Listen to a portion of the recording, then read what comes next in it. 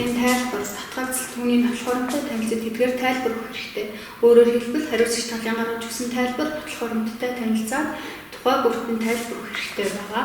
За мөн хэргийн шүүх хуралдаанаар хилцүүлэх захирамж буюу шүүх хуралдаанд тоолсон захирамж гарсны дараа хэргийн материалтай танилцаж тэдгээр тэмдэглэл хөтлөх хэрэгтэй байгаа.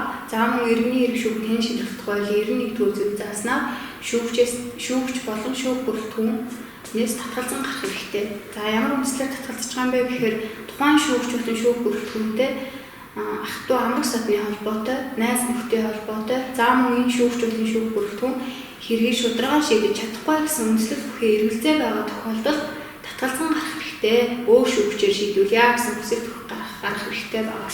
За мөн шүүх хуралдааны үед хариуцагч тал болон 3 дахь читгэдээс асуулт асуух хэрэгтэй байгаа.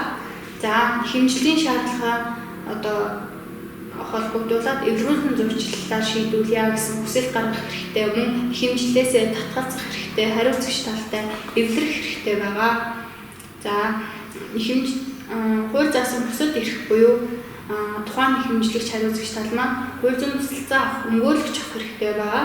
За үүрэг гэх юм бол шүүхийн дууцсан цагт хүрэлцэн эрх үүрэгтэй шүүхийн хууль ёсны шаардлагыг биелүүлэх ёстой.